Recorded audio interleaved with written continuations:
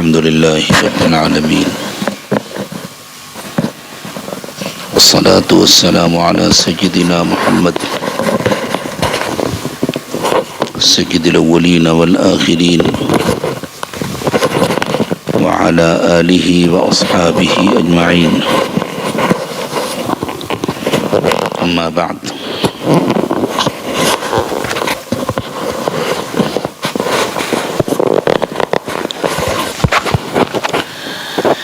فأعوذ بالله من الشيطان الرجيم. بسم الله الرحمن الرحيم. وننزل من القرآن ما هو شفاء ورحمة للمؤمنين. سبحان ربك رب العزة عما يصفون،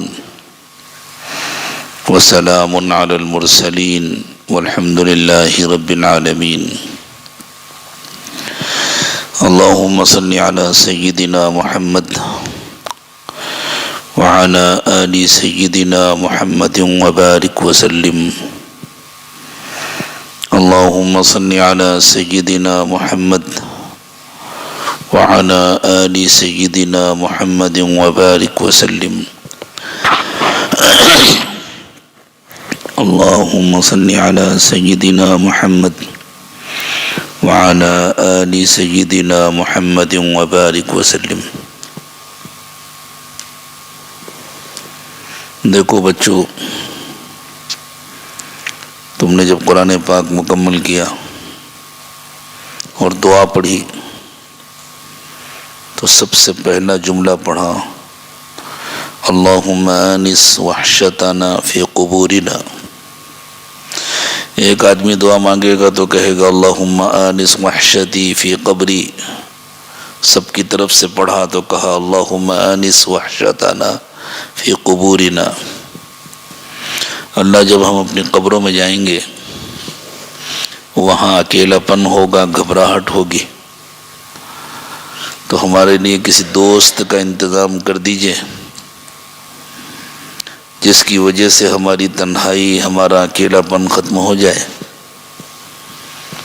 ہم گھبراہٹ سے بچ جائیں، اور اللہ ہمارے لیے وہ دوست قرآن پاک کو بنا دیجئے. تو اس جملے کو اچھی طرح سمجھو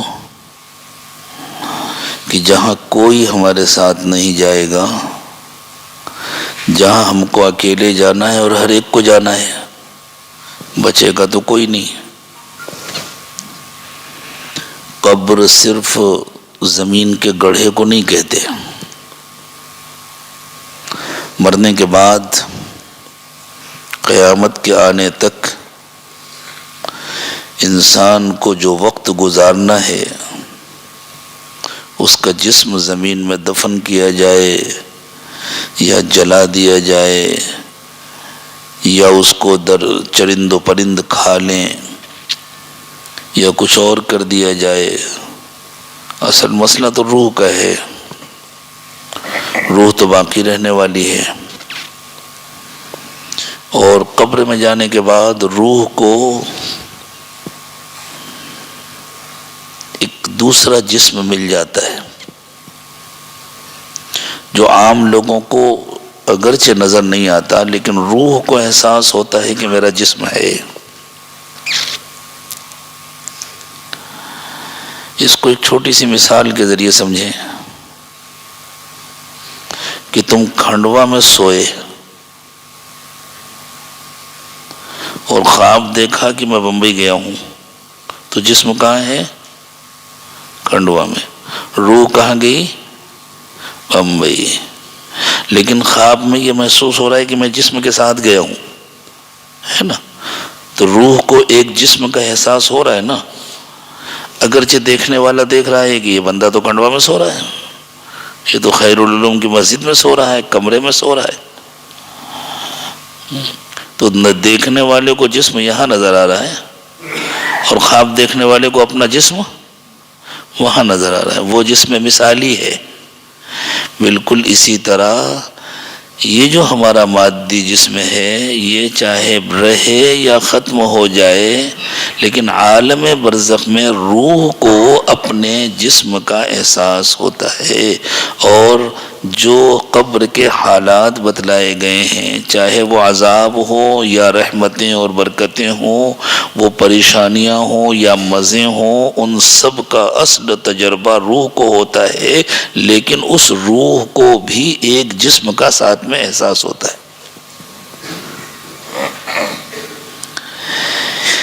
یہ جو جسم ہے جس کا اللہ چاہتے ہیں اس کو باقی رکھتے ہیں، جیسے شہدائے کرام کے جسم باقی رہتے ہیں، جس طرح کبھی کبھی ایسا ہوتا ہے کہ خواب کی حالت میں روح کا جو تجربہ ہوتا ہے اس کا اثر ہمارے اس جسم میں بھی محسوس ہوتا ہے، ہمیشہ نہیں محسوس ہوتا۔ کہ ایک بندہ سو رہا ہے، خواب دیکھ رہا ہے اور بڑے اچھے مناظر دیکھ رہا ہے، تو اس کے چہرے پر ایک مسکراہٹ آ رہی ہے، دیکھنے والا دیکھ رہا ہے یہ سو رہا ہے، ہنس کیوں رہا ہے؟ تو اصل تجربہ تو اس کی روح کو ہو رہا ہے، لیکن اس کا اثر اس جسم میں بھی محسوس ہو رہا ہے۔ اور کبھی کبھی وہ بڑا بھیانک اور ڈراؤنا خواب دیکھتا ہے، اور اس کی وجہ سے اس کے چہرے پر ایک طرح کی گھبراہٹ آتی ہے، اور کبھی یہ گھبراہٹ اتنی بڑھتی ہے کہ یہ چونک کر یا ڈر کر یا چیخ کر اٹھ جاتا ہے۔ کبھی تو ایسا ہوتا ہے کہ گر جاتا ہے، بیڈ کے اوپر یا تخت کے اوپر لیٹا ہے تو ایسا بھی تجربہ ہوا ہے کہ وہ نیچے گر گیا گھبرا کر کے۔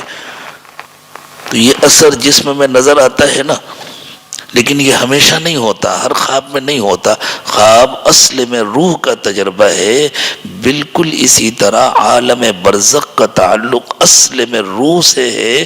کبھی کبھی اس کا جسم میں اتنا اثر ہوتا ہے کہ دوسروں کو بھی نظر آتا ہے، جیسے شہیدوں کے جسم وہ محفوظ رہتے ہیں برسوں گزر جانے کے بعد، بلکہ صدیوں گزر جانے کے بعد محفوظ رہتے ہیں۔ پچھلی صدی میں 1930 یا 31 یا 32 انہی سالوں میں عراق میں 2 صحابہ کرام کی قبریں کھولی گئی تھیں، جو رسول اللہ صلی اللہ علیہ وسلم کے وصال کے بعد پھر اسی علاقے میں اللہ کے راستے میں شہید ہوئے تھے۔ ایک حضور اکرم صلی اللہ علیہ وسلم کے رازداں حضرت حذیفہ ابن الیمان اور ایک اور انصاری صحابی تھے۔ وہ حضرات جس جگہ دفن تھے وہاں اندر پانی آنے لگا تھا، تو حضرت حذیفہ ابن الیمان نے خواب میں بادشاہ کو حکم دیا کہ ہماری قبر میں پانی آ رہا ہے، ہمیں دوسری جگہ منتقل کیا جائے۔ اس زمانے میں جو عراق کے بادشاہ تھے ان کا نام فیصل تھا، وہ سعودی عرب میں جو شاہ فیصل گزرے ہیں وہ الگ ہیں، یہ عراق کے بادشاہ تھے، ان کا نام بھی فیصل تھا۔ ایک دن خواب میں نظر آیا، دوسرے دن خواب میں نظر آیا، بادشاہ پریشان، یہ کیا بات ہے، اور اتنا پہلے وہ دفن کیے گئے تھے، اب تو کچھ ہوگا بھی نہیں وہاں، یہ مجھے کیوں خواب نظر آ رہا ہے۔ تیسرے دن وہاں کے جو مفتی اعظم تھے انہوں نے خواب میں دیکھا کہ حضرت حذیفہ ابن الیمان بہت ناراض ہیں اور کہہ رہے ہیں میں کئی دن سے تمہارے بادشاہ سے کہہ رہا ہوں، اس کے سمجھ میں نہیں آ رہا، ہماری قبروں میں پانی آ رہا ہے، فوراً ہم کو یہاں سے منتقل کیا جائے۔ وہ مفتی اعظم تو گھبرا کے اٹھ گئے، انہوں نے بادشاہ سے رابطہ کیا تو بادشاہ نے کہا بھائی خواب تو میں بھی دیکھ رہا ہوں لیکن سمجھ میں نہیں آتا کیا کرنا چاہیے، اگر آپ فتویٰ دیں تو قبریں کھولی جائیں۔ انہوں نے فتویٰ دیا، لمبا واقعہ ہے، قبریں کھولی گئی ان کی۔ ان دونوں حضرات کو باہر نکالا گیا تو 1300 سال تقریباً گزر چکے تھے، 1300 سال۔ جسم دونوں کے بالکل صحیح سلامت تھے، کفن بھی صحیح سلامت، آنکھوں میں ایسی چمک تھی جیسے زندہ ہو۔ بہت بڑی تعداد میں یہودیوں اور نصرانیوں نے ان کو دیکھ کر کلمہ پڑھا، آنکھوں کا ایک بہت بڑا ڈاکٹر تھا اس زمانے میں، دنیا کا بڑا ماہر. اس نے کہا کہ انتقال کے 20 منٹ کے بعد بھی یہ چمک باقی نہیں رہتی. یہ چمک صرف زندہ انسان کی آنکھ میں ہوتی ہے جو ان دونوں کی آنکھوں میں ہے. اور جن لوگوں نے زیارت کی تھی اس میں ہمارے ہندوستان کے بھی کچھ حجاج تھے، ہمارے یہاں کانپور کے بھی کچھ حجاج تھے. چونکہ یہ قبر کشائی کا عمل حج کے بعد کیا گیا تھا، پوری دنیا سے درخواستیں پہنچی تھیں کہ ہم لوگوں کو بھی شرکت کا موقع دیا جائے، زیارت کا موقع دیا جائے. تو وہاں حکومت نے طے کیا کہ جب حجاج حج سے فارغ ہوں گے اس کے بعد کسی تاریخ میں یہ رکھا جائے گا. جو بھی تاریخ مقرر کی گئی. حضرت مفتی تقی عثمانی صاحب نے بھی اپنے سفر نامے میں اس واقعے کا تفصیل سے تذکرہ کیا، اور بعض دوسری کتابوں میں بھی بہت تفصیل کے ساتھ تذکرہ ہے. پھر ان دونوں حضرات کو منتقل کیا گیا بادشاہ نے اور دوسرے ملکوں کے بادشاہوں نے اور وزراء نے اور خواص نے کندھا دیا. اور جہاں حضرت سلمان فارسی رضی اللہ تعالی عنہ پہلے سے دفن تھے، جس علاقے کو سلمان پاک کہتے ہیں، ان دونوں حضرات کو لے جا کر وہاں دفن کیا گیا. تو جب اللہ تعالیٰ چاہتے ہیں تو جسم بھی اثر دکھا دیتے ہیں، لیکن اصل میں تو روحانی تجربہ ہوتا ہے. اور جسم کو چاہے جو کچھ کر دیا جائے، چاہے جلا دیا جائے، چاہے زمین میں دفن کیا جائے، لیکن روح تو باقی رہتی ہے. تو یہ روح جہاں رہتی ہے اسی کو قبر کہتے ہیں. باقاعدہ انسان کا اگر احترام کر کے اس کو کسی جگہ زمین میں گڑھا کھود کر کے دفن کیا گیا تو یہ سب سے اچھا طریقہ ہے. اسی لیے اللہ کے نبی صلی اللہ علیہ وسلم نے قبر کا تذکرہ کیا ہے. قبر کی رحمتیں، قبر کی برکتیں، قبر میں اللہ کی نعمتیں یا قبر کا عذاب، اللہ اس سب سے ہماری حفاظت فرمائے. اور ارشاد فرمایا قبر کے سلسلے میں کہ اما روضۃ من ریاض الجنہ و اما حفرۃ من حفر النار. قبر یا تو جنت کی کیاری ہوگی یا جہنم کا گڑھا ہوگا. تو قبر میں تو ہر ایک کو جانا ہے نا، اس سے کوئی بچ نہیں سکتا.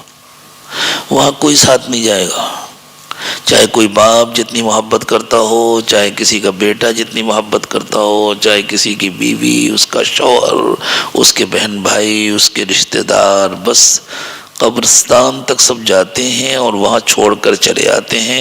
قبر میں انسان کو بالکل اکیلے رہنا ہے. نہ اس کی کوٹھی، نہ اس کا بنگلہ، نہ اس کی گاڑی، نہ اس کی دولت، نہ اس کا کوئی سامان، کچھ بھی نہیں جائے. اور دوسروں کو لگتا ہے کہ یہ مر گیا چلا گیا، اسے تو لگتا ہے میں زندہ ہوں، مجھے یہاں پہنچا دیا گیا. اب وہاں کی تنہائی اور اس تنہائی میں گھبراہٹ، وحشت، عربی میں وحشت گھبراہٹ کو کہتے ہیں. تنہائی کی وجہ سے انسان کو جو گھبراہٹ ہوگی. کوئی دوست ساتھ میں ہوتا ہے تو ذرا سکون ہوتا ہے، اطمینان ہوتا ہے کہ میں اکیلا نہیں. تو اللہ کے نبی صلی اللہ علیہ وسلم نے بتلایا کہ جس کا قرآن سے سچا تعلق ہے. سچا تعلق کیا ہوتا ہے؟ قرآن کو پڑھنا، سمجھنا، عمل کرنا. اللہ نے جو کرنے کا حکم دیا ہے اس کو کرنا، جس کو کرنے سے منع کیا ہے اس سے رکنا. زندگی کو اللہ کی مرضی کے مطابق گزارنا. اور یہ تعلق تو ہر ایمان والے کا ہونا چاہیے. اللہ ہم سب کو نصیب فرمائے. حافظ قرآن کا معاملہ تو اور بڑھ کر کے ہے. قرآن کو خوب پڑھنا،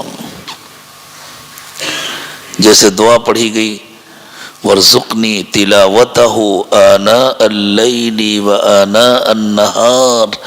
اللہ مجھے دن کے مختلف حصوں میں بھی اور رات کے مختلف حصوں میں بھی قرآن پڑھنے کی توفیق عطا فرمائیے.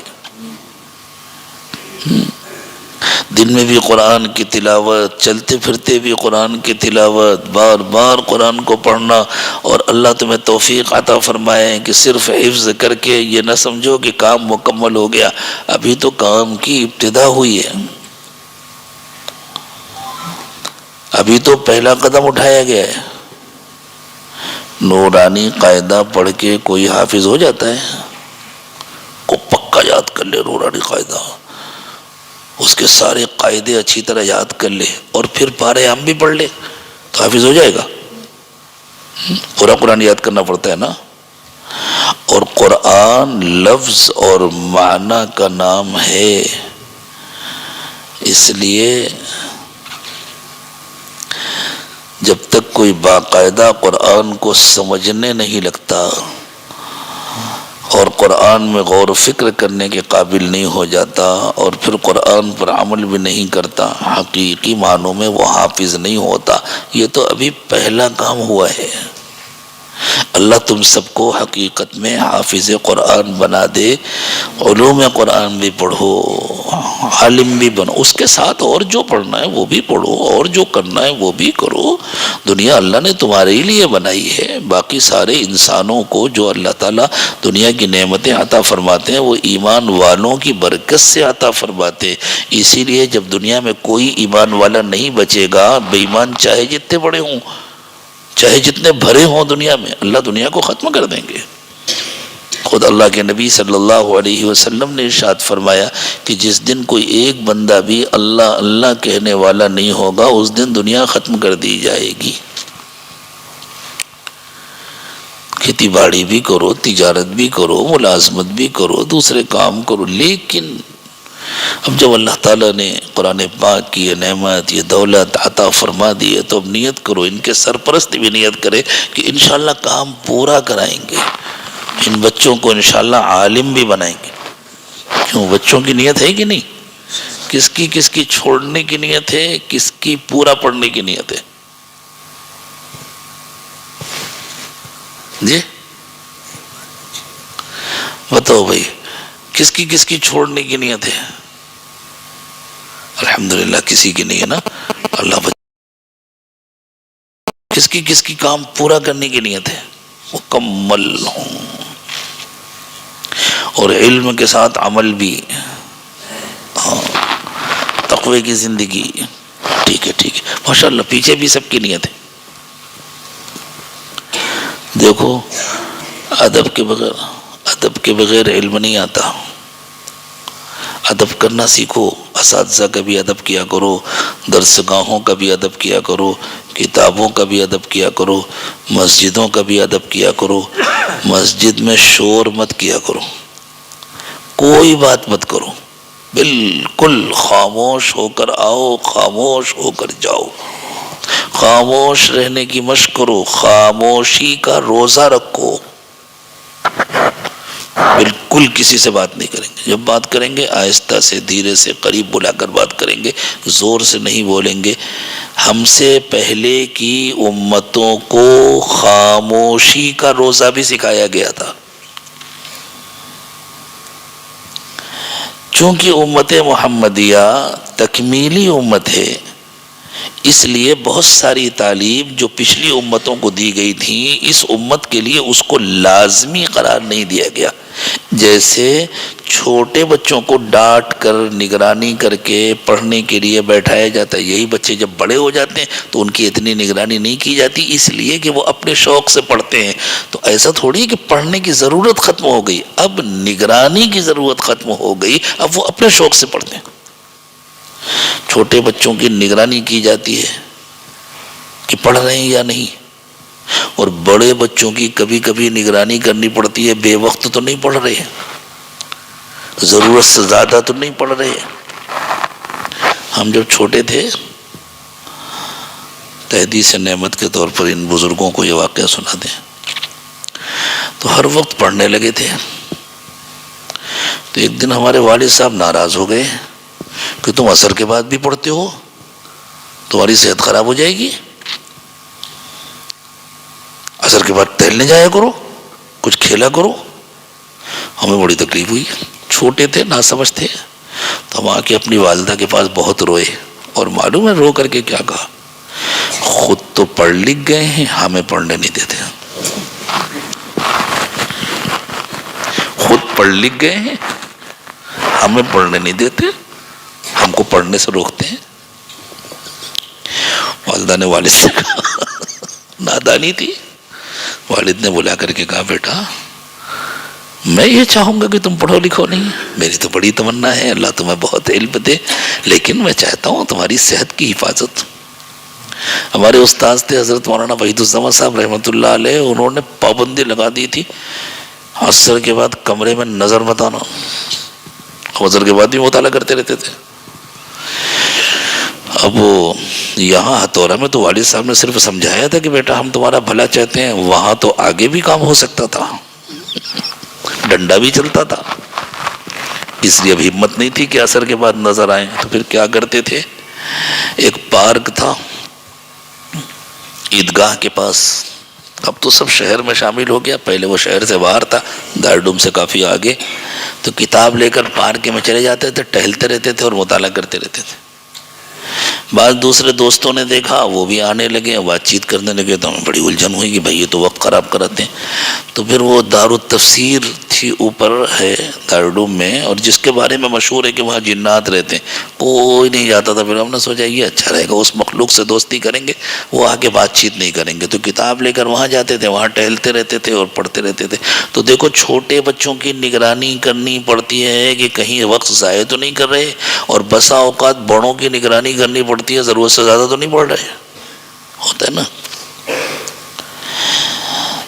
تو ہم کو جو باقاعدہ چپ رہنے کا روزہ شرعاً نہیں سکھایا گیا، اس کی وجہ یہ ہے کہ اللہ اور اللہ کے رسول کو ہم سے اچھا گمان ہے کہ اب یہ آخری امت کے افراد ہیں، ان کی تربیت ہو چکی ہے، یہ خود سے سیکھیں گے اور چپ رہیں گے، اور ہم یہ ثابت کر رہے ہیں کہ نہیں ہم اس قابل نہیں ہیں۔ خوب سمجھو، کوئی کام اشارے کے ذریعے اسی وقت سمجھ میں آتا ہے جب وہ جانا پہچانا ہو، جو کام جانا پہچانا نہ ہو وہ اشارے کے ذریعے نہیں سمجھا جاتا۔ کسی ایسے ماحول میں جہاں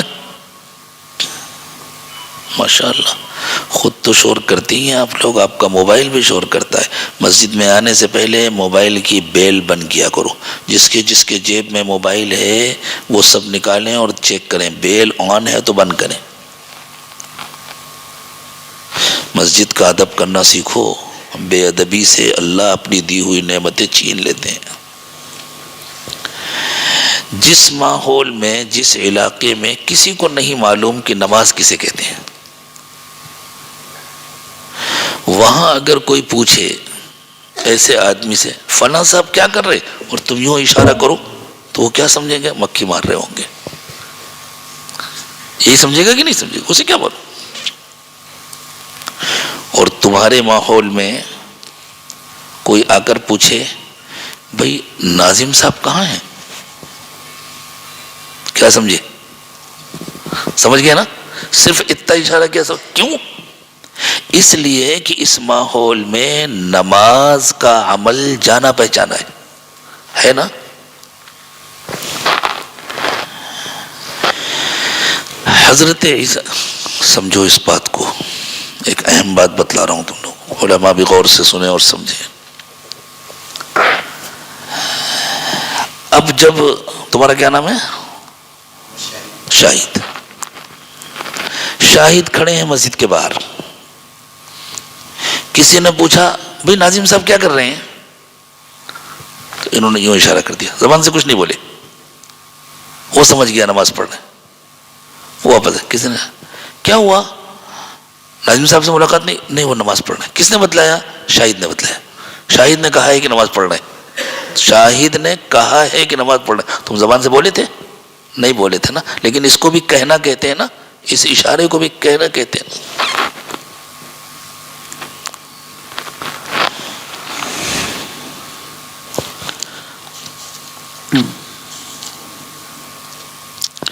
جب حضرت عیسیٰ علیہ السلام پیدا ہوئے اور حضرت مریم بہت گھبرائیں، میں کیسے بتلاؤں گی کہ میں پاک دامن ہوں، بے قصور ہوں، کتنا بڑا مسئلہ تھا۔ ایک جوان لڑکی جس کا بھی نکاح نہیں ہوا، اس کو اللہ نے بیٹا دے دیا۔ بنی اسرائیل میں حضرت مریم کی بہت عزت تھی، حضرت مریم کی ولایت کے چرچے تھے، اور حضرت مریم کوئی معمولی شخصیت نہیں تھی، پیغمبر کی بیٹی تھی. ان کے والد حضرت ہارون پیغمبر تھے، اور اس وقت کے موجودہ پیغمبر حضرت زکریا علیہ السلام جو حضرت مریم کے سرپرست تھے، وہ حضرت مریم کے سگے خالو تھے. اور حضرت زکریا بنی اسرائیل کی سب سے قابل احترام شخصیت تھی. حضرت زکریا بیت المقدس کے مسجد اقصی کے امام تھے. ان کے استاذ، معلم، مربی، مرشد، پیر سب کچھ تھے حضرت زکریا. حضرت مریم کی کرامتوں کے بڑے چرچے تھے کہ بھئی اس لڑکی کے لیے تو جنت سے پھل آتے ہیں. کلما دخل علیہا زکریا المحراب وجد عندہا رزقا. حتیٰ کہ جنت سے جو بے موسم کے پھل آتے تھے اس سے متاثر ہو کر، حضرت مریم کی اس کرامت سے متاثر ہو کر، حضرت زکریا علیہ السلام نے بڑھاپے میں اپنے لیے پھر سے اولاد کی دعا کی. بہت دنوں تک دعا کرتے رہے، پھر یہ سوچ کر کہ اگر اللہ کی مرضی نہیں ہے تو میں کیوں مانگوں، بند کر دیا تھا مانگنا. لیکن اللہ کی مرضی نہیں ہے یہ ان کا اجتہادی فیصلہ تھا. اللہ نے نہیں کہا تھا کہ میری مرضی نہیں ہے، یہ ان کا اجتہادی فیصلہ تھا کہ میں اتنے دن سے مانگ رہا ہوں، جوانی پوری گزر گئی، اس کا مطلب یہ کہ اللہ کی مرضی نہیں ہے تو مجھے اللہ کی مرضی کے خلاف کوئی بات نہیں کرنی چاہیے، نہیں مانگنا چاہیے. اور رضا بالقضاء یہی ہے کہ کوئی چیز اللہ سے مانگو اور اگر یہ لگے کہ نہیں ہو رہی تو راضی رہو کہ اسی میں مصلحت ہوگی. اللہ کی مرضی نہیں ہے تو جانے دو، جو اللہ کریں گے وہی بہتر ہوگا. جب بغیر موسم کے پھل دیکھے تو خیال آیا یہ تو میں نے سوچ لیا تھا کہ اللہ کی مرضی نہیں ہے، اس لیے کہ جوانی گزر گئی، بڑھاپا آ گیا، اور بڑھاپے میں کوئی باپ نہیں بنتا. اگر بغیر موسم کے پھل آ سکتا ہے تو وقت گزرنے کے بعد اولاد بھی ہو سکتی ہے، مجھے پھر مانگنا چاہیے. اللہ تعالیٰ نے فرمایا کلما دخل علیہا زکریا المحراب وجد عندها رزقا قال یا مریم انا لک هذا قالت هو من عند اللہ ان اللہ یرزق من یشاء بغیر حساب. اور ایک دوسری جگہ کہ حضرت زکریا نے حضرت مریم سے پوچھا یہ کہاں سے آیا، حضرت مریم نے بتلایا هو من عند اللہ ان اللہ یرزق من یشاء بغیر حساب. ہنالک دعا زکریا رب، یہ جو لفظ ہنالک ہے نا یہ بہت اہم ہے. اس واقعے سے متاثر ہو کر حضرت زکریا نے دعا مانگی، یہ کرامت تھی حضرت مریم کی. اور اس واقعے سے متاثر ہو کر حضرت زکریا نے دعا مانگی اور پیچھے سے اطلاع آئی زکریا دعا قبول ہو گئی، بیٹا ہوگا. اور کب ہوگا اس کے ساتھ بتلا دیا گیا، جب بیٹا ہوگا تو تمہیں چپ کر دیا جائے گا، تمہاری زبان بند ہو جائے گی. خاموش رہنا اتنا اہم عمل ہے. اسی لیے جب حضرت یحییٰ علیہ السلام کی پیدائش کا وقت آیا تو حضرت زکریا کی زبان بند ہو گئی تھی. حضرت زکریا باہر نکلتے اور بس جتنے متعلقین اور جتنے وہاں کے طلباء اور سالکین تھے جو مسجد اقصی میں رہتے تھے ان کو اشارہ کرتے کہ اللہ کو یاد کرو، اللہ کو یاد کرو، اپنے کام میں لگے رہو، اور پھر اپنے حجرے میں چلے جاتے. اللہ کرے ایسا ماحول بن جائے کہ ہمارے اساتذہ باہر نکلیں، صرف اشارہ کریں، چلے جائیں، طلباء سمجھ جائیں اور کام کرنے لگیں. تو اللہ تعالیٰ نے حضرت مریم کے لیے یہ انتظام کیا کہ دیکھو کھانے کے لیے کھجوریں ہیں، وَهُزِّي إِلَيْكِ بِجِذْعِ النَّخْلَةِ تُسَاقِطْ عَلَيْكِ رُطَبًا جَنِيًّا. اس ٹہنی کو ہلانا تو اس سے تازی تازی کھجوریں گریں گی. کھانے کے لیے کھجوریں ہیں. اس سے علماء نے استدلال کیا کہ بچے کی پیدائش کے بعد ماں کی جسمانی ضروریات کے لیے کھجور سے اچھی کوئی غذا نہیں ہے. پانی کا چشمہ جاری ہے، پانی پیو، کھانے پینے کا انتظام ہو گیا. بچے کو دیکھو، اپنی آنکھیں ٹھنڈی کرو، یہ مسئلہ تو حل ہو گیا. اب اگر کوئی نظر آئے گا، بنی اسرائیل نالائق بہت تھے، چاہے جس سے جتنی عقیدت ہو ذرا سے میں بدگمان ہوتے تھے، جو اس زمانے میں ہم لوگوں کا حال ہے، بالکل سیم اسی کی کاپی تھے یا ہم ان کی کاپی ہیں، ذرا سے میں بدگمان ہوتے تھے۔ تو یہ خطرہ تھا، کوئی بھی حضرت مریم کے ہاتھوں میں حضرت عیسیٰ علیہ السلام کو دیکھے گا تو فوراً بدنام، آپ بھی اوپر بیٹھ جائیے، کیوں نیچے بیٹھے، جگہ بناؤ اوپر۔ تو اللہ تعالیٰ نے کیا فرمایا؟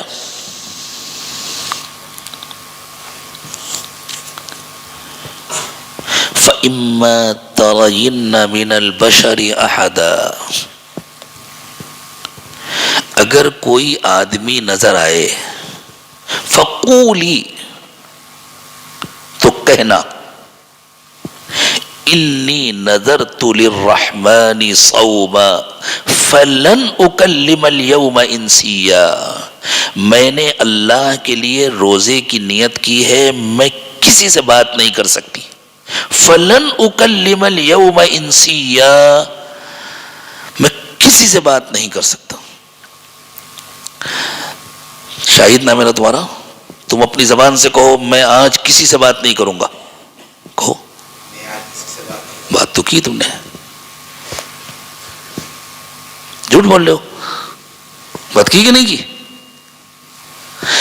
اللہ کہہ رہے ہیں فقولی انی نذرت للرحمن صوما، کہنا کہ میں نے رحمان کے لیے روزے کی نیت کی ہے، فلن اکلم اليوم انسیا، میں آج کسی سے بات نہیں کروں گی۔ اگر حضرت مریم یہ کہہ دیتی تو بات ہو جاتی کہ نہیں ہو جاتی؟ جھوٹی ہو جاتی۔ تطبیق کیسے ہوگی؟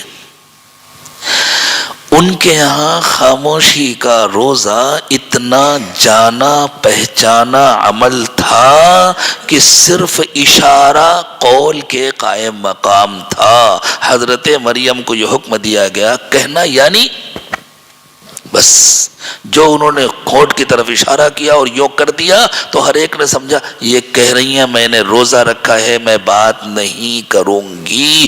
تو لوگوں کو غصہ آ گیا، اچھا ایک طرف بچہ بغیر نکاح کے اور دوسری طرف تقوی کا یہ عالم ہے کہ خاموشی کا روزہ رکھا ہوا ہے۔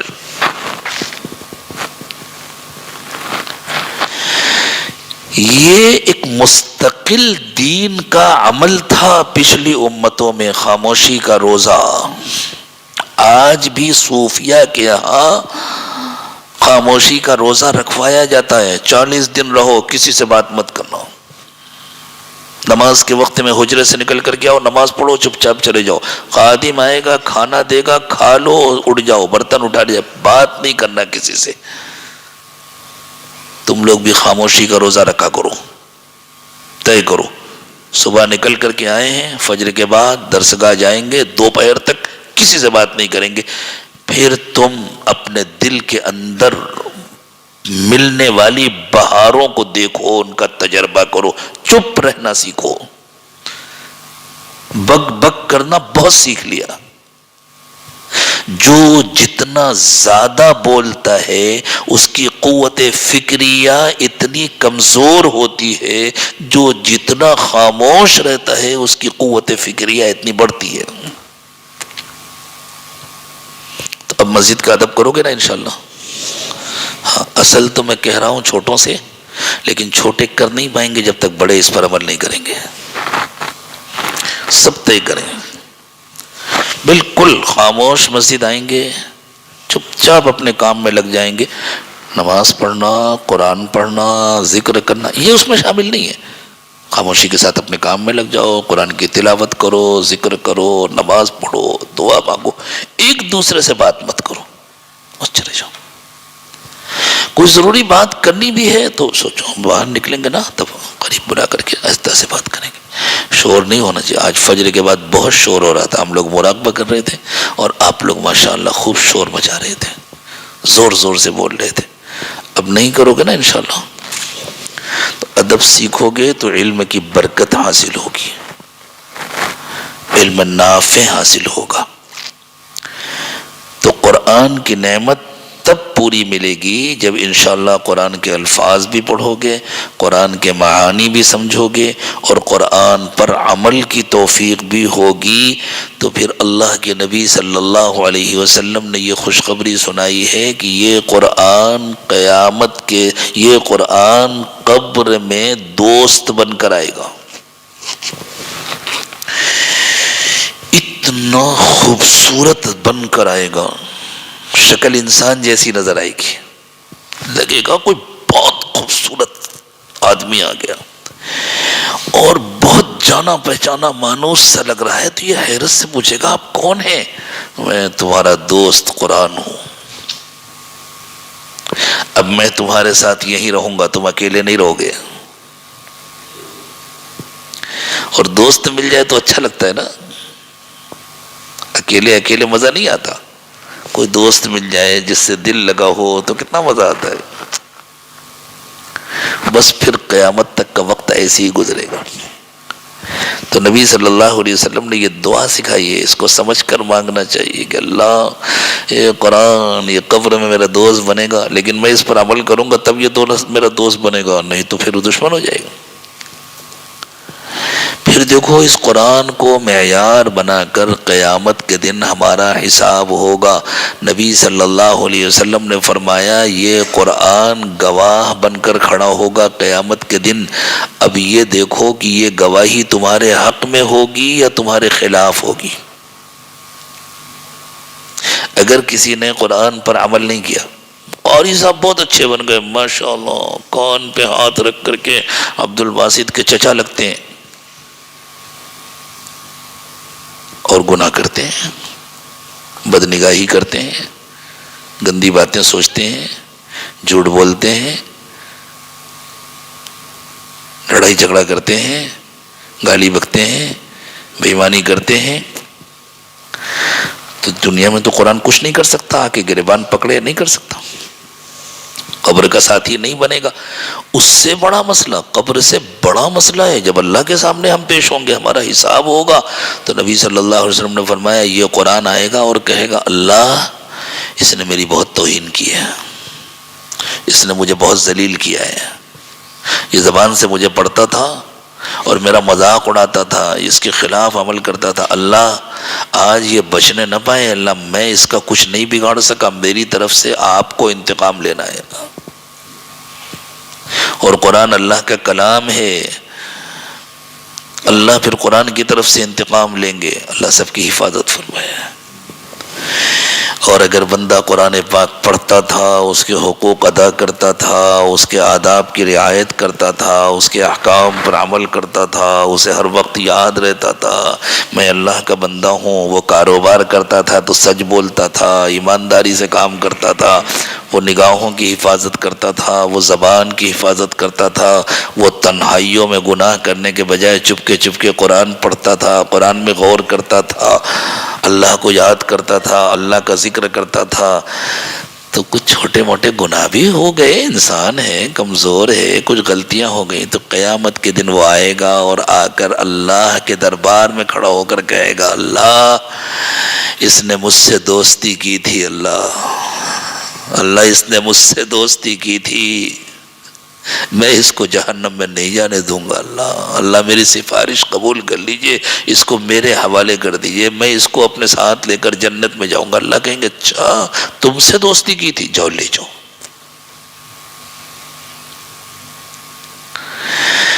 پھر یہ بندہ کہے گا جب اس کے حق میں قرآن کی سفارش قبول ہو جائے گی تب بندہ کہے گا اللہ میں اکیلے تھوڑی جنت میں جاؤں گا، اور کس کو لے جانا ہے؟ تو رسول اللہ صلی اللہ علیہ وسلم نے فرمایا کہ وہ اپنے خاندان کے ایسے 10 لوگوں کو جنت میں لے جائے گا جن پر جہنم واجب ہو چکی تھی، جو بچ نہیں سکتے تھے جہنم سے، لیکن کون حافظ لے جائے گا؟ جو پہلے خود جائے گا وہ لے جائے گا نا، ہر حافظ نہیں لے جائے گا۔ خوب یاد رکھو، جس کو ہم دنیا میں حافظ کہتے ہیں وہ ہوتا بھی نہیں حافظ، خالی الفاظ یاد کر لیے، الفاظ پڑھ رہے ہیں اور گناہ کر رہے ہیں، من مانی زندگی گزار رہے ہیں، تو وہ دنیا والوں کی چاہے جتنا حافظ کہا جائے، وہ حقیقت میں حافظ نہیں ہوتا، اللہ کی نظر میں حافظ نہیں ہوتا۔ قیامت کے دن جب اٹھے گا اسے ایک بھی آیت یاد نہیں آئے گی۔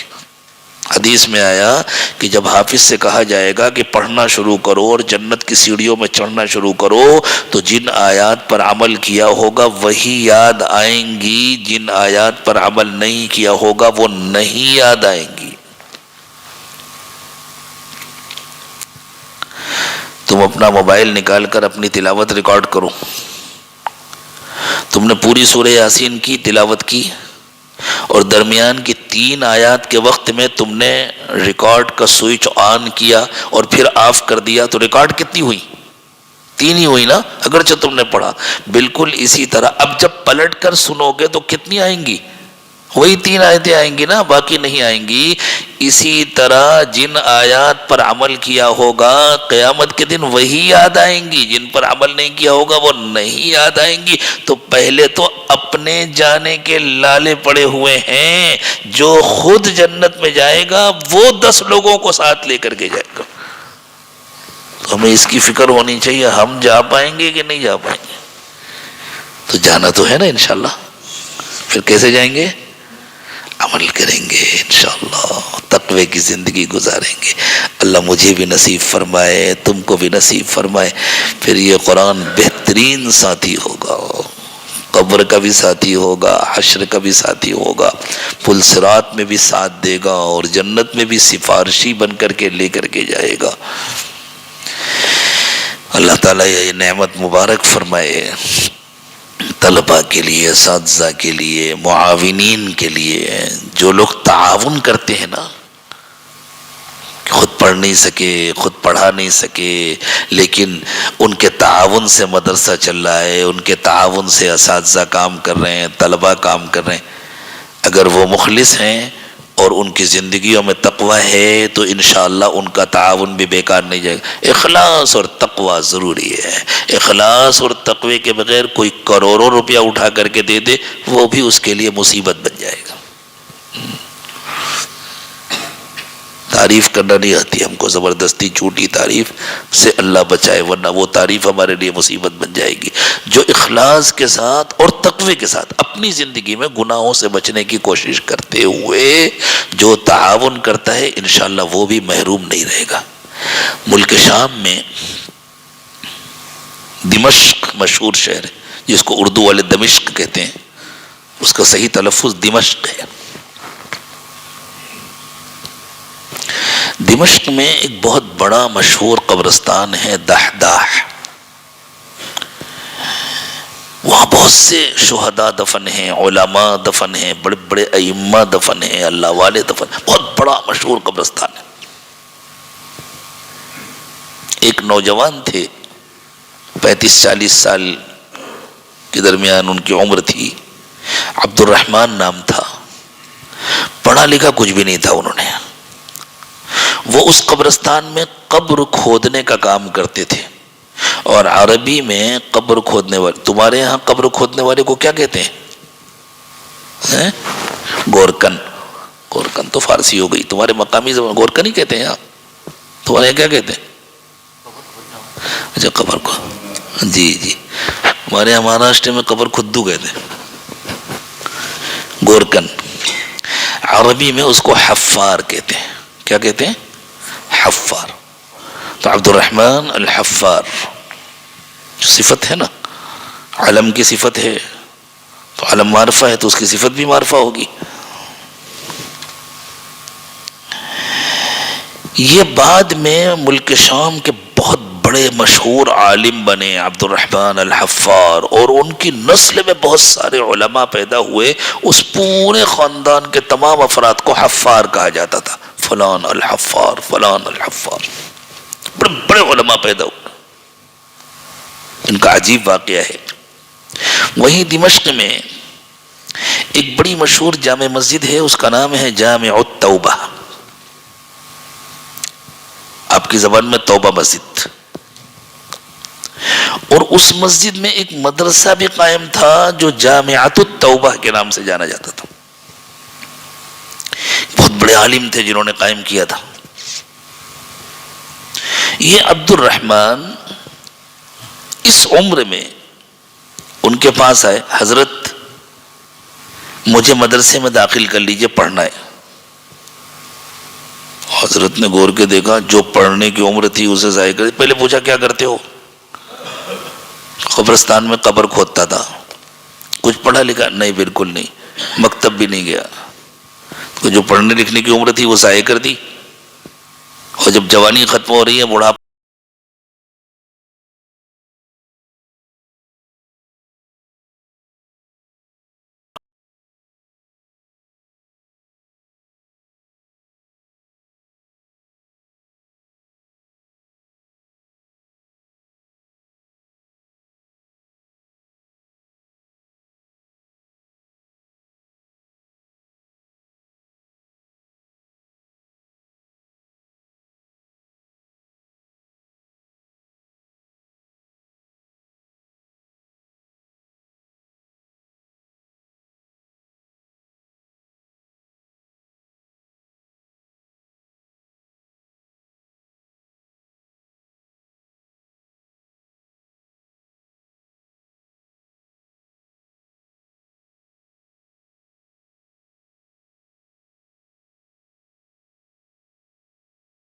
جنازے کو میرے ہاتھ سے لے کر کے چلے گئے, اور جہاں تک میری نظر جا رہی ہے وہاں تک نہایت شاندار خوبصورت باغ ہے, اور وہ لے کر کے چلے گئے. یہ بے ہوش ہو کے گر گئے. لوگ سمجھے کہ شاید گرمی ارمی کا اثر ہو گیا ہوگا, اس نے قبر کھودی, اتنی محنت کی, بے ہوش ہو گیا, اٹھایا. دوسروں کو تو نہیں نظر آیا کہ جنازہ چلا گیا, ان کو نظر آیا کہ وہ جنازے کو لے کر کے چلے گئے. دوسروں کو نظر آیا, اتار دیا نیچے, دفن کیا گیا, ان کو پانی وانی چھڑکا گیا, ہوش آیا, کوئی بات نہیں. لیکن وہ منظر ان کے ذہن میں بیٹھا ہوا تھا. اللہ اکبر, کتنے خوبصورت لوگ تھے جو آئے اور میرے ہاتھ سے لے کر کے چلے گئے. کچھ دنوں کے بعد وہی عورت پھر آئی ہے, بڑی غمگین تھی, اور اس نے کہا کہ قبر تیار کر دو, جنازہ آئے گا. یہ کہتے ہیں میں نے قبر تیار کیا. پھر ایسے ہی تھوڑے سے لوگ آئے, وہ عورت بھی ساتھ میں آئی. کہتے ہیں میں نے پھر جب دوسرے جنازے کو ہاتھ میں لیا, بے عینی ہی وہی منظر, پھر 2 فرشتے آئے گھوڑوں پر اور لے کے چلے گئے, اور قبر تا حد نظر باغ و بہار بن گئی, نہایت خوبصورت. یہ چونکہ دوسرا تجربہ تھا اس لیے اب کی یہ بے ہوش نہیں ہوئے. انہوں نے بہت غور سے اس کو دیکھا, اور اب ان کے دل میں آیا کاش کہ میرے ساتھ بھی مرنے کے بعد ایسے ہی معاملہ ہو. مرنا تو ہر ایک کو ہے, مسلمان تو تھے, اتنا تو جانتے تھے کہ مرنے کے بعد کیا ہوتا ہے. یوں کہتے ہیں حضرت میں باہر نکلا, وہ عورت جا رہی تھی, میں نے جا کے اسے روکا, بڑی بھی ذرا رکو, تم کون ہو, کہاں رہتی ہو, یہ کس کا جنازہ تھا؟ تو اس عورت نے غم کے ساتھ کہا مجھے پریشان مت کرو, میرے 2 ہی بچے تھے, دونوں اللہ کو پیارے ہو گئے, میں پہلے سے غمگین ہوں, مجھے پریشان نہ کرو. تو انہوں نے کہا اللہ کے واسطے بتلا دو اماں, میں تمہیں پریشان نہیں کر رہا. کہ کیوں پوچھ رہے ہو؟ تو بتلایا کہ میں نے یہ دیکھا تھا, پہلی بار بھی اور دوسری بار بھی, مجھے بتلا دو تم کون ہو, یہ کس کے جنازے تھے؟ تو انہوں نے کہا پہلے جو آیا تھا وہ میرا چھوٹا بیٹا تھا, وہ ایک مدرسے کا طالب علم تھا,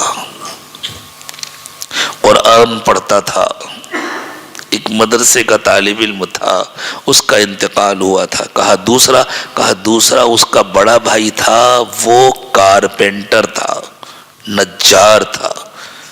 کارپینٹر سمجھتے ہو نا, بڑھئی, صوفے وغیرہ بنانے والا, لکڑی کا کام کرنے والا.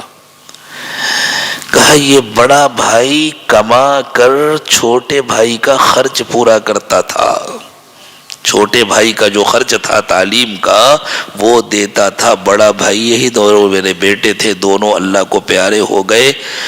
عبد الرحمن کہتے ہیں میں نے وہ قبر کھودنے کا جو بھی بیلچا وغیرہ رہا اس کو وہیں پھینکا, سیدھے پہنچا جامع التوبہ, اور کہا کہ حضرت بس اب مجھے بھی عالم بننا ہے، مجھے بھی طالب علم بننا ہے، مجھے بھی یہ درجہ حاصل کرنا ہے۔ تو استاذ نے کہا ٹھیک ہے، سمجھ گئے یہ سچی طلب کے ساتھ آیا ہے، ٹھیک ہے آ جاؤ کل سے۔ اور انہوں نے پڑھنا شروع کیا، اور اس زمانے کا جو طریقہ ہوتا تھا پہلے متون حفظ کیے جاتے تھے، انہوں نے متون حفظ کرنا شروع کیا۔ اور ہمارے اساتذہ کو بھی یاد رکھنا چاہیے کم از کم ہر فن کا ایک متن حفظ کرانا چاہیے۔ ہمیں حضرت قاری صدیق صاحب رحمۃ اللہ علیہ نے ہدایت النو پڑھائی تھی، اور ہدایت النو اس زمانے میں ہم کو پوری حفظ تھی۔ حضرت قاری صاحب کی توجہ کی برکت اور اس متن کو یاد کرنے کی برکت ہے۔ اللہ کا فضل ہے اس عاجز کو ہدایت النو سے لے کر کے دور حدیث تک کبھی کسی استاذ نے اعراب پر نہیں ٹوکا۔ ایک ایک متن ضرور یاد کرانا چاہیے، حفظ کرانا چاہیے، سننا چاہیے۔ صرف الفاظ یاد نہ ہو، سمجھ کر کے طالب بہت کام آتا۔ تو انہوں نے سب یاد کیا، اور پھر وہ ملک شام کے بہت بڑے مشہور عالم بنے عبد الرحمن الحفار، اور ان کی نسل میں بہت سارے علماء ہوئے، بڑے بڑے ائمہ پیدا ہوئے، وہ سب الحفار کہے جاتے تھے۔ واقعی طالب علم بنے، پھر اللہ نہ طالب علم کو محروم کرتے ہیں، نہ اس کے استاذ کو محروم کرتے ہیں، نہ تعاون کرنے والوں کو محروم کرتے ہیں۔ شہر کے جو حضرات تعاون کرتے ہیں مدرسے کا، طلبہ کا، اللہ ان کو بھی محروم نہیں کرتے۔ جو مقام و مرتبہ طلبہ کو دیتے ہیں، اساتذہ کو دیتے ہیں، وہ مقام و مرتبہ، لیکن شرط ہے سب کے لیے تقوی کی زندگی۔ گناہ وہاں بھی چھوڑنا پڑے گا، دکانوں پر بھی، گھر میں بھی من مانی زندگی چھوڑنی پڑے گی، تقوی کی زندگی گزارنی ہوگی۔ تو مرنا تو ہر ایک کو ہے نا۔ آج مجھے اپنے بچوں سے صرف یہی بات کہنی تھی، اللہم آنس وحشتی فی قبری، اللہم ارحمنی بالقرآن العظیم۔ اللہ قرآن کی برکت سے میرے ساتھ رحمت کا معاملہ کر دیجئے، قرآن کو میرا قبر کا دوست بنا دیجئے، تاکہ میری قبر کی تنہائی ختم ہو جائے۔ اب اسی نیت کے ساتھ قرآن پڑھا کریں گے نا، یہ میرا قبر کا دوست بنے گا انشاءاللہ۔ یہاں دنیا میں تو بہت سارے دوست ہیں، لیکن یہ سارے دوست جب میرا ساتھ چھوڑ دیں گے، اس وقت یہ قرآن میرا دوست بنے گا۔ اس سے پکی دوستی کرنی ہے، اور اس سے پکی دوستی کا یہی طریقہ ہے، خوب تلاوت کریں، خوب پڑھیں، خوب سمجھنے کی کوشش کریں، خوب عمل کریں، خوب تقوی کی زندگی گزاریں، اللہ کو خوب یاد کریں۔ اللہ مجھے بھی توفیق دے، تم کو بھی توفیق دے۔ وآخر دعوانا ان الحمدللہ رب العالمین۔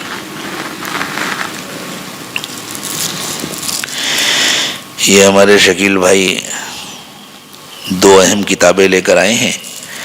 حضرت پیر ذوالفقار صاحب کی ایک کتاب ہے عمل سے زندگی بنتی ہے۔ انہیں خیال آیا ہوگا اب بچے ماشاءاللہ حافظ ہو گئے، کل کو عالم ہو جائیں گے، پھر ان کی شادی ہوگی، تو شادی کے بعد اچھی زندگی کیسے ہوگی؟ تو دیکھیں ابھی سے لائیں، بڑوں کے لیے تو ابھی سے کام کیے، بچوں کے لیے بھی آئندہ کام آئیں گی۔ مثالی ازدواجی زندگی کے سنہرے اصول، کتابیں اہم ہیں، آپ حضرات حاصل کریں گے تو انشاءاللہ فائدہ ہوگا۔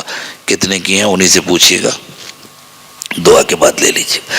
سبحان ربی العلی العلی الوہاب، اللہم صلی علی سیدنا محمد وعلی آل سیدنا محمد وبارک وسلم۔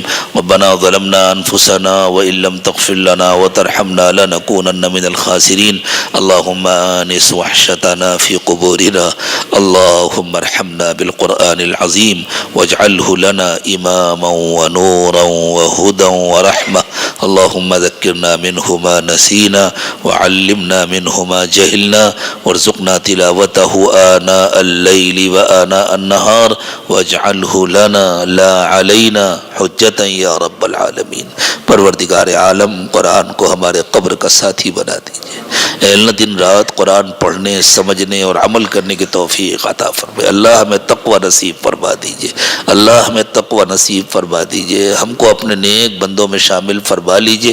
اللہ ہماری زندگیوں کو گناہوں کی گندگیوں سے خالی کر دیجئے، ہمارے دلوں کو روشن کر دیجئے، منور کر دیجئے۔ اللہ ہم سے راضی ہو جائیے، ہمارے بگڑے ہوئے کام بنا دیجئے، اٹکے ہوئے کام بنا دیجئے، آسانیاں پیدا فرما دیجئے، مشکلات دور فرما دیجئے۔ اللہ ہم نے گناہ کر کر کے آپ کو بہت ناراض کر لیا ہے۔ اللہ جتنے حالات آ رہے ہیں وہ سب آپ کی ناراضگی کی وجہ سے، اللہ ہم سے راضی ہو جائیے۔ اللہ ہم سے راضی ہو جائیے، ہمارے گناہوں کو معاف فرما دیجئے، آئندہ گناہوں سے پاک و صاف زندگی نصیب فرما دیجئے، ہمیں سنتوں کا پابند بنا دیجئے، اپنا اور اپنے نبی صلی اللہ علیہ وسلم کا عاشق بنا دیجئے، سچی محبت نصیب فرمائیے، اپنے چاہنے والوں کی محبت